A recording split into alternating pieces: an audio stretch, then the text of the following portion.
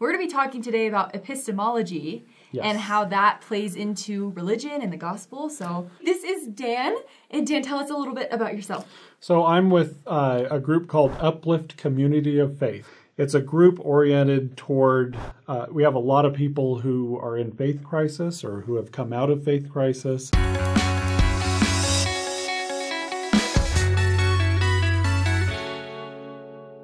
So how did you get started, maybe like briefly, how did you get started with Uplift? So I wanted to help people, I came out of a period where I had been questioning my faith more deeply than ever before. Yeah. Just one of those horrible experiences that people talk about. But I came out of it, and there was a lot that I learned, and I wanted to share that. And so, was that experience because of something that had happened in your life, or was it just something that slowly built? It built. Yeah. Just a lot of unanswered questions over time, and then, some exposure to things that I just didn't have answers for, like a wave of stuff. And, that happens with a lot of people. Some people, it's like they come across some big, set of questions or issues, and they're kind of overwhelmed. For me, it was more gradual, and then, what they call the shelf breaking. Like one of those were to snap, everything falls to the floor, and you're like, okay, what do I do? We're going to be talking today about epistemology. What is epistemology? Like, what's your definition? Okay. Get right into it. So this is the word that I wish everybody knew. I wish everybody would speak this word more often than we do. Epistemology. If you've ever taken a college philosophy class, in philosophy, that's kind of where the field of epistemology is. And it's the study of knowledge. How do you know something? Right. Okay. How do you decide what you believe? How do you decide what you have confidence in? Can you say that you really know something, when you don't have evidence for it? Right. So those are all kind of questions of epistemology. Right. So one of the things that is super helpful with epistemology is they do make that distinction between knowledge or a justified belief or just a simple belief. Okay. So if I believe something, that might be just something seems right to me. It's kind of because there's kind of like the idea of ontology of just like your idea of how the world works, but it's not based off fact. It's just based off of how you feel. Yeah, or belief. Right. So you can believe something because it just seems right to you. You can believe something because it's beautiful. It's good. It seems good. Sure. Could you give an example? Because this is kind of all going to go over my head. So, I got like a good base. So I'm going to jump right to the scriptures. How about that? Yes, please do. Please do. So Alma 32, we talk about this metaphor of a tree that is used in Alma 32. And Alma, in that, he doesn't dive right in and say, let's talk about how you figure out what's true, okay? He says, I want you to decide whether this is good. All right? Right. So those first few verses where he's talking about planting the seed, doing an experiment, he wants you to decide if the gospel's good. Okay. And, you may not have all the answers at that point, but it's good. And so you have that desire to believe, okay? You may not have all the evidence you want or any of those things, but that's a judgment call. You don't know yet. Right. You don't even really have like a super justified belief, okay? So Alma 32 is a great example of that. Okay. But there are a lot of things that we believe without evidence, okay? We believe the world is round. How many of us have been at a high enough altitude where we can see the curvature of the earth, right? But so why do we believe that the world is round then? Why do you believe it? Okay, well, I believed it because I learned it in school. Okay. I see globes, and the globes are like that globe? Yes. That's round. Right. So at school, you trusted people who told you it's round. You observe a globe, and that kind of makes sense to you, okay? And you fly in planes, and you've seen, footage from NASA, possibly, and you trust that whole system to let you know that the world is round. Yeah, right? and you hear that the flat Earth people are like crazy, and you just don't want to be associated with them. So crazy is the natural opposite. Yes, absolutely. So Okay. Oh, no. Most views, flat earthers revolt. So right, no, absolutely. There's a combination of things that have led you to that belief. Right. You could probably say you have a justified belief in a round Earth. You based on evidence that you've seen. It's more than a hunch or seems right. You've actually seen things that you find persuasive. Okay, but you don't know. Okay, I've never seen it. Right. Yeah. You can say you know it in a sense, but you've never actually verified it, right? That's so true. That's so weird to think I don't know if the Earth is round. Right. But I know. I see where you're going. Mimi Lee is a flat earther. Right. Social crisis. Oh my God. Right. So I just started your faith crisis in the curvature of the Earth. Okay. So, but these are questions of epistemology, right? Okay. How do you know something versus having just a justified belief versus a belief? Right. So I like to talk with people about that because, in church, they might see somebody in sacrament meeting get up and say, I know this and know this and know this. And it's like, wait, I don't know all of those things. Is there something wrong with me? Right. Have I just screwed up and, that person's more righteous than me or whatever, and stop, It's okay to say, I believe something that seems right to me. It's okay to say, you know what? I believe witnesses about that thing, so I feel like I have a justified belief.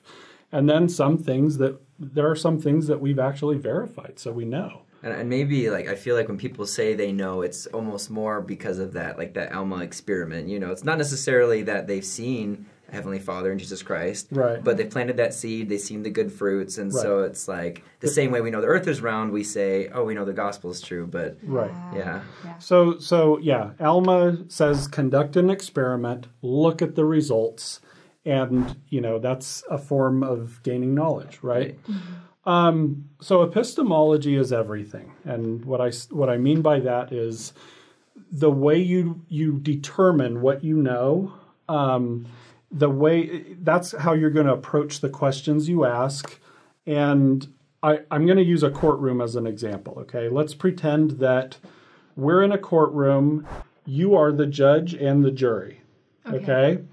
A judge decides what evidence is admissible in a courtroom. A judge also decides which witnesses people are going to hear in the trial. She's acceptable, Your Honor. Right? So that is epistemology. A courtroom is a place where epistemology happens. All right? So it is exactly the same with your gospel questioning. You are the judge and the jury. You are the one who decides what evidence is admissible and which witnesses you listen to. Okay?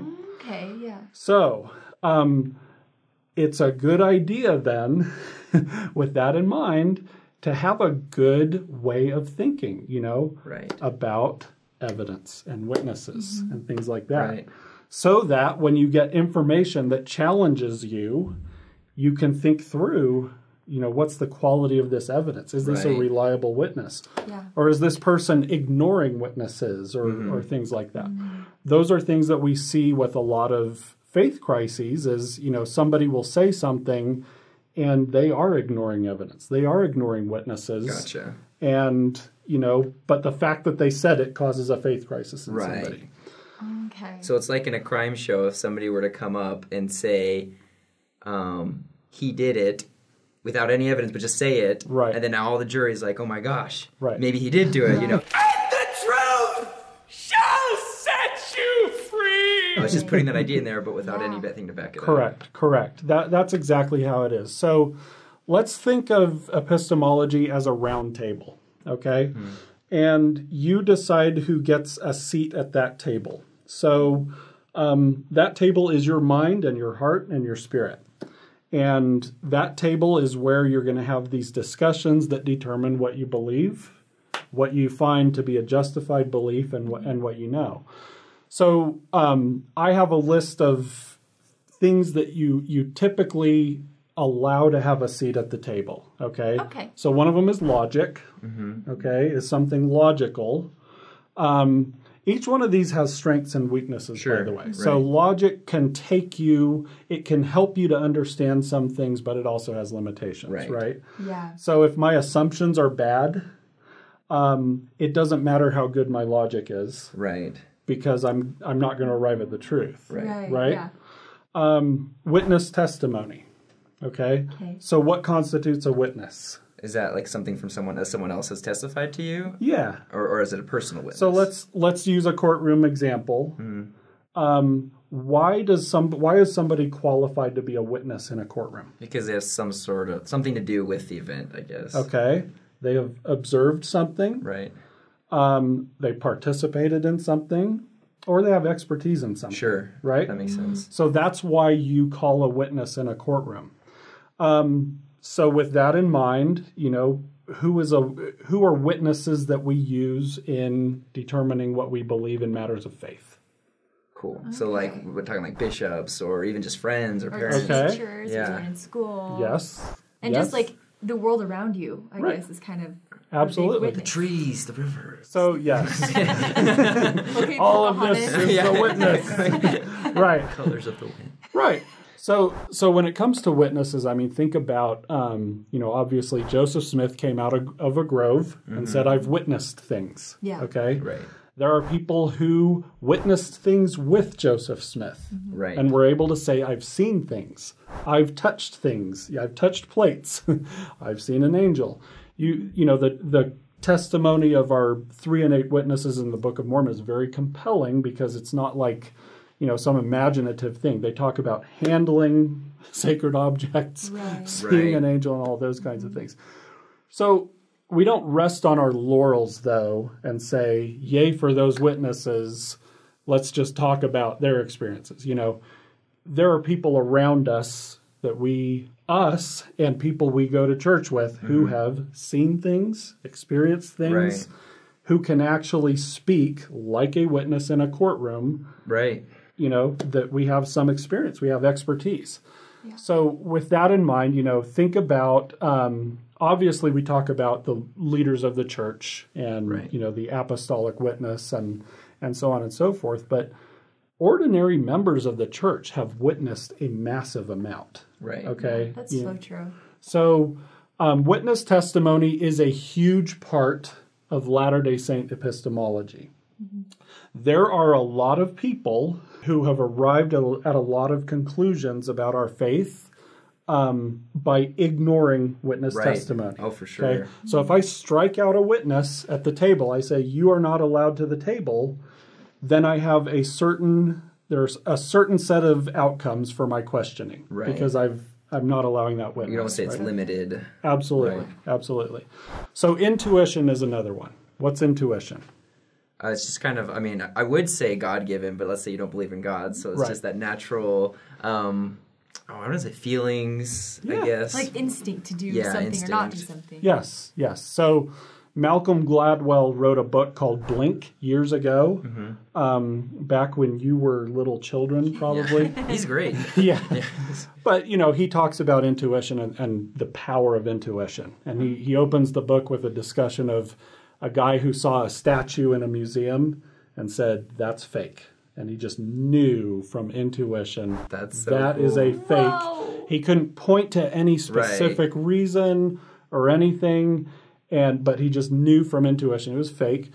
And it turned out to be a fraud. That's crazy. It was a phony. Yeah. So Gladwell, his book is about how sometimes these snap judgments of intuition are extremely accurate. Right. Okay. Now, so the weakness of intuition is obviously, sometimes our intuition is not correct. Right. So, but let's give it a seat at the table. Yeah. Right. As long as the other aspects the other people around the table are putting that in check, then I think it can be really useful. Yes, absolutely. So don't deny intuition a seat at the table because sometimes you've been wrong in your intuition or whatever. Right. Ecclesiastical Authority. Does ecclesiastical authority get a seat at the table? I feel like we wouldn't have the church if it weren't for the leaders who have helped organize it. So what is ecclesiastical authority going to help you to decide about what you believe? Well, I mean, specifically just the gospel in general, like they give us, I mean, Joseph Smith gave us the gospel. Yes. And so that's kind of like the basic, they give us the basic beliefs. But even just now, like with the prophets and they're changing like policies and stuff. Ministering. Right. So they kind of, I mean, they change how we see the gospel, I guess. Right, absolutely. So ecclesiastical authorities definitely have a seat at the table. They teach us about gospel living and policy and things like that. Right. Personal revelation. Does personal revelation have a seat at the table? Absolutely. A big throne. Yes. Yes. So President Nelson, his first, Sunday morning general conference talk as president of the church, it was all about personal revelation. Yeah. I mean, he just planted a flag. Right. Said, you do not, Dismiss, go throughout your life ignoring this. It has to have a seat at the table. So what are the consequences if you deny personal revelation a seat at the table? I think you deny the opportunity to have a personal understanding of epistemology, Yes. Right. Like you can go off of other people's, like your family's testimonies or the testimonies of the prophets all you want, but it's never going to be the same because when it's personally to you, it just, I don't know, it's a different part of your heart and I feel like you just can understand things differently. Yes, absolutely. So personal revelation is critical. Now, let's talk about the weakness of it, though. You have this classic BYU story of the returned missionary who says, oh, it was revealed to me that I'm supposed to marry this girl. And, that comes up all the time. Yeah, it comes up all the time as like the example of failed personal revelation. Right. Okay, yeah. So it's not always reliable unless you've applied yourself and you kind of understand the rules, like you don't receive revelation outside your stewardship and so on and so forth. Yeah. But it gets a seat at the table, maybe at the head of the table, right? Right. Beauty. What about beauty? Should that have a seat at the table? Wait, what do you mean by that? If something is beautiful, okay, then are you justified in thinking, hey, I'm more likely to believe that because it's a beautiful concept or something? Just in general, I love museums. And I'll go into a museum and I will go to a piece of art that is beautiful. Right. I don't know why I think it's beautiful at first, but you just look at it and you're attracted to it. Right. And I'm more likely to think about it, I guess. Right. Yeah. Have you ever experienced something beautiful and had like a realization as a result of that? Sure. Right? Yeah, for sure. And thinking about like gospel principles too, you think about the principle of eternal families. Like that is so beautiful and wonderful and attractive. And I'm naturally drawn to that because that's something I want. So that is a perfect example of why beauty gets a seat at the table. Right? Yeah, no, I totally get that. At first when you said that, I was like, what the heck? But I totally get it. Yeah, no, but we talk about logic and witness testimony and all of these things. Beauty is actually pretty important. Yeah. Absolutely beauty gets a seat at the table. Scholarship. Sure. What could scholarship do for you in your gospel questioning? I feel like it plays a role along with logic. Okay. But it's just figuring out the history, the whys, the who said what. Okay. I think it's getting the background. It's like when a witness comes up to the table, but you know their background. Right. Right. Yeah. So scholarship, Elder Ballard recently said, and I think it probably shook some people when he said it, he said, I consult authorities on things where I don't have expertise. So like history, ancient languages, and all of those kinds of things that you might use in your study of Scripture, for example, he talks to authorities. Right. So, that's kind of important. Scholarship is very important. There are a lot of questions that scholarship can answer that your bishop cannot answer. Right. Oh, for right? Sure. Yeah. So there are certain questions about the Scripture, like what is the meaning of this or that Greek word in the New Testament? Right. You're not going to go to your bishop for that. Yeah. Right. Your bishop is quiet at the table of your epistemology in that instance. And that's where you let the scholarship speak up. Right. Yeah, and I think that's so important because I feel like a lot of the times people see scholarship as like an enemy to faith or like the Book of Mormon or stuff like that. And really, I feel like if you you have them both, they can work together so beautifully. Yes. It doesn't need to be one or the other. It should be both. Yes. Okay, so now let's talk about the weaknesses of scholarship. So scholars also have a worldview, and they have assumptions that they bring to their work. Yeah. And so if a scholar, for example, does not believe in God or miracles or things like that, their work is going to reflect that. Right. Okay? So that's something to be aware of. The last one, the last seat at the table is for experience. Right. Okay? Things that you have experienced yourself. That is, so if you have all of these having a seat at the table, you kind of see where they agree, and sometimes they're in tension with each other, and you have to work through that. But that's a great, healthy way of deciding what you believe, what you feel like you can say you know. Right. So that is epistemology. I want to just give one more final example. Yeah. And I was reading the biography of Eliza R. Snow recently. Cool. Okay. In one of her poems, she made this statement, and I'm going to read it. Yeah. She says, "The temple testifies that Joseph Smith is God's true prophet." Why? Why is that?